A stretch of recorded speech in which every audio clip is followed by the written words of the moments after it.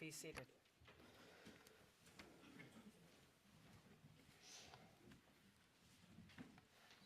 So today's gospel story tells the story of Jesus' baptism.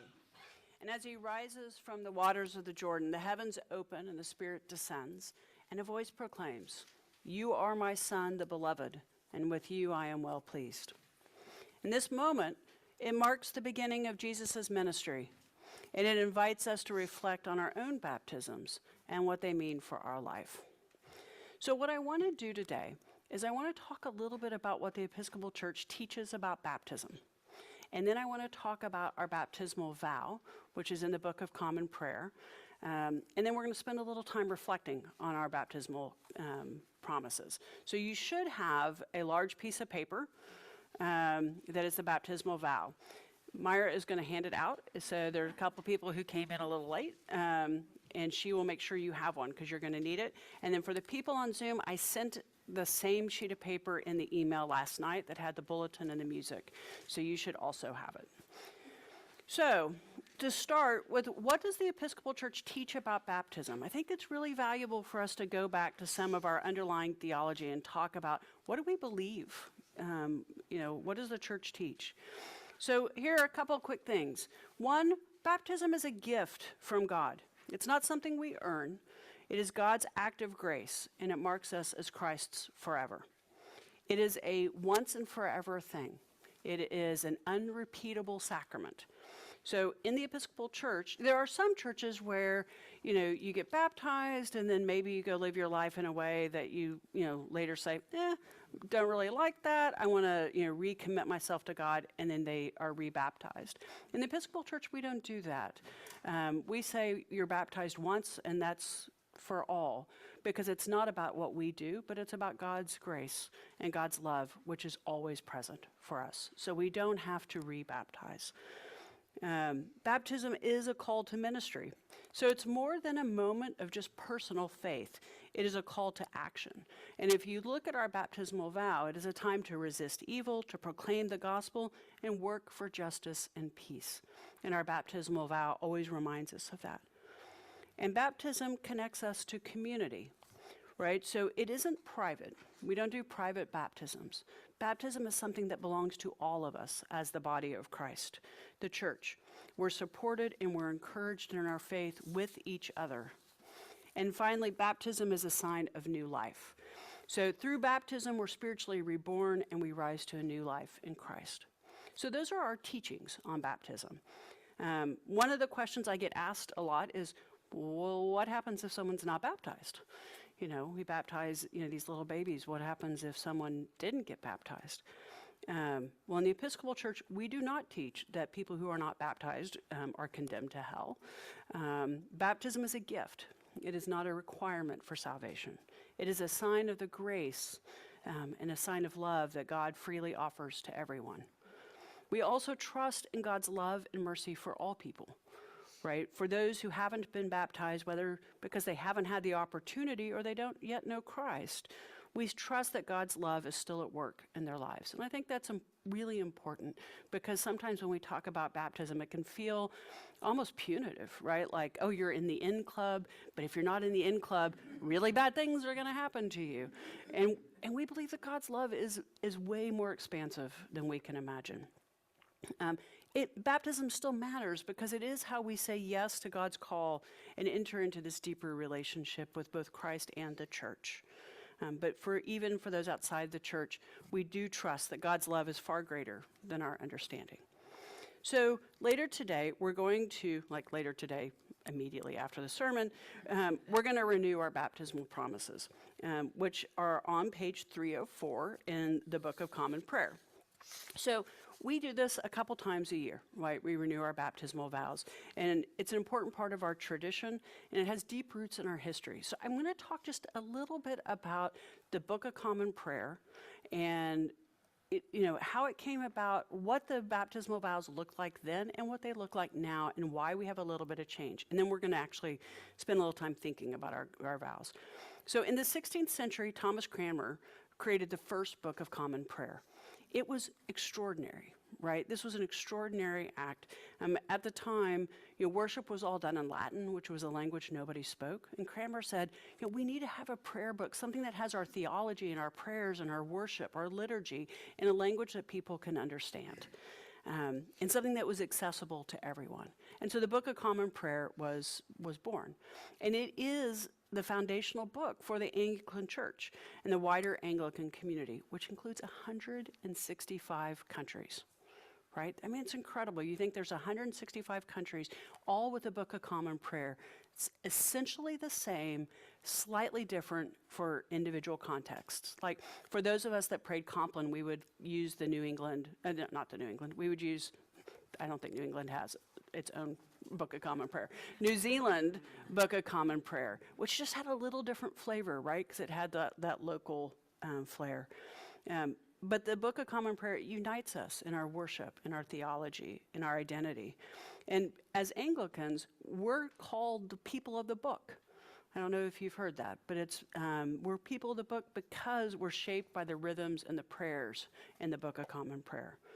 So the baptismal covenant that we use today is in our 1979 prayer book. And it's a little different than the Cranmer version from 1549 and 1552. And I just want to bring out a couple of the ways that it's different because I think it's really interesting on how it shapes our polity and who we are as Episcopalians. So first, Cranmer, his baptismal rite really focused on the traditional Apostles' Creed as the basis of faith, with really the primary emphasis was on renouncing evil and in personal faith in the Trinity and the washing away of sin. And remember that when Cranmer wrote the first Book of Common Prayer, it was right in the middle of the Reformation. So many of the things that were written in that context. Our Book of Common Prayer, the 1979 Baptismal Covenant, incorporates the Apostles' Creed just like Cranmer did, but then it also has some explicit commitments to Christian living, right? So it adds 5 specific promises about how to live one's faith in daily life. It's where we emphasize justice and community and love. And it reflects the Episcopal Church's shift towards seeing baptism as a call of ministry and action in the world. Second is the communal nature. So Cranmer's version of the baptismal rite was less explicitly communal. It focused a lot more on the individual's relationship with God. The congregation's role was really about witnessing the baptism, right? Like they were there as witnesses and to pray for the person being baptized. And in the 1979 version, our baptismal vows, we are put firmly in the context in a community of faith, right? It emphasizes the responsibilities of the congregation to support the baptized person in their spiritual journey, and also it really highlights the communal nature of what we do at church. And then social justice and mission. So Cranmer's rite doesn't really include this call to social justice because it focused only on the Apostles' Creed. And in the 1979 version, our baptismal covenant includes the commitments to seek and serve Christ in all persons, to strive for justice and peace, and to respect the dignity of every human being. And this really reflects the Episcopal Church's modern understanding of faith as this active and participatory process in addressing the social and systematic issues in our world. And finally, the language and theology. So Cranmer's version reflected the Protestant Reformation's emphasis on the sovereignty of God and cleansing of original sin. There's a lot of hierarchical language, like God is way up here and, man is down here. And in the 1979 version, the Episcopal Church, our baptismal covenant, really emphasizes the relational and participatory theology. It includes more accessible and inclusive language. It focuses on partnership with God. We say, I will with God's help, right? And the ongoing nature of our faith. So one of the questions is, why is the change? Are we just kind of stuck to, we just change things whenever we want to? It's important to remember that the 1979 prayer book, it came at a time of significant change in the Episcopal Church and in society, right? So you had the Civil Rights Movement, you had the Vietnam War, and this growing awareness of global injustice that influenced the Church's understanding of baptism and what it meant. as really a call of active discipleship and justice. So these changes weren't about abandoning tradition for modern ideas, but it was about recovering and renewing the early church's understanding of baptism as a communal and transformative call to live out the gospel. The change reflected the influence of the liturgical renewal movement, which was really aimed at looking back and saying, how are things done in the early church, and can we recover some of those things? Which I think is like incredibly powerful. Instead of saying, oh, you know, times changed a little bit, so we changed the prayer book, to say, there was a moment in time we said, we have to really look at our responsibility to community like they did in the early church. And how do we change our baptismal covenant to reflect that responsibility? And that's what we see in our prayer book. And so the question is, why do we say this so often? You know, and we do it 4 or 5 times a year. And it's really because baptism is not a one-time event. It is not just this one time when you're a baby. It's this lifelong journey of figuring out what it is to live those baptismal promises. Each time we reaffirm our promises, we remind ourselves of who we are and what we're called to do.